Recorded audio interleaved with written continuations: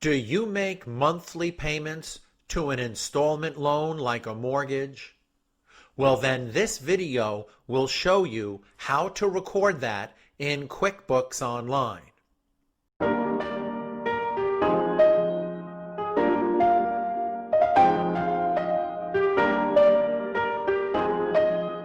If you have any questions about this topic, you can leave them in the comments section below and I'll do my best to help you.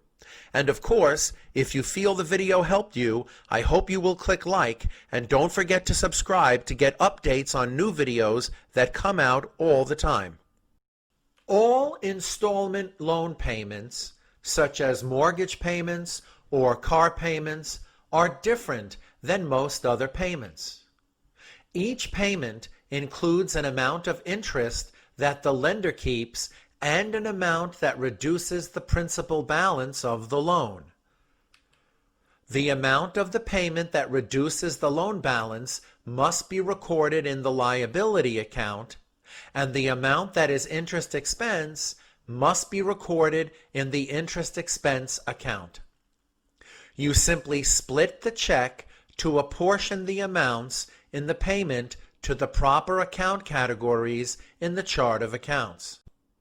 So how do you know the amounts? How do you know how much of each payment is interest and how much is principal reduction? Well, the lender is required to give you a payment schedule showing the amounts of interest and principal for each future payment that you must make. This is sometimes called an amortization table. The amounts of interest and principal are different for each payment. Why? Why are the amounts of interest and principal different for each payment if the amount of each payment each month is the same? Well, to answer that question, please watch the video that follows this one. The video that follows this one will be all about explaining the reason why the monthly payments are the same in total, but the amounts of interest and principal within the payment changes each month.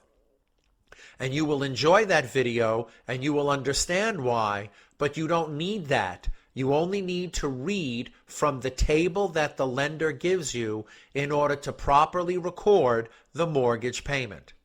For example, let's imagine on April 18, 2021, we paid $1,500 from the Chase Bank account to M&T Bank as the first mortgage payment. $1,000 is interest and $500 reduces the principal balance.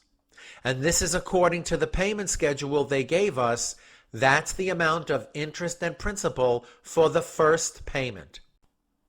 So what will be the result after recording this mortgage payment? Well, $500 of the $1,500 will decrease the mortgage balance, so the mortgage will become $79,500. $1,000 of the payment is the interest paid, so the expense account called interest paid will show up in the trial balance for the first time as $1,000. And because the money was paid from Chase Bank and the total paid was $1,500, Chase Bank's balance will decrease by $1,500 and become $6,300. And these will be the numeric results in the trial balance after recording this payment. Now, you should not use the register for a split payment. You must use the original window. You must click New and go over to Expense. That's because the expense window gives you the ability to split the payment at the bottom between interest and principal. But first, let's fill out the regular part of the transaction. The date of the payment was April 18. Now, M&T Bank is on our list of payees because they're the ones we're paying back to the mortgage. But the money is coming from Chase Bank, and the money is designed to reduce the liability, which is the mortgage. So click Mortgage. Now, The amount that reduces the liability is $500. So on the same row as the mortgage, you put $500. And click one row below that and find the interest paid account. It's in the expense area. You could type in the letter I and it will filter INT, interest paid, push tab.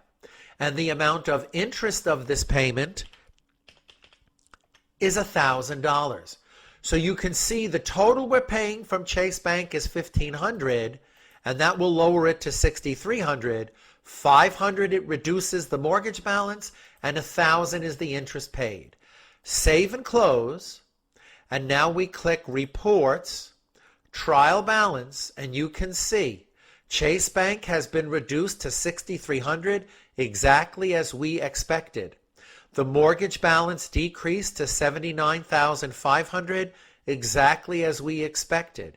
And $1,000 shows up for the first time as interest paid as an expense that we just paid. And this is the way that you would record all installment payments for mortgages and car loans or anything else.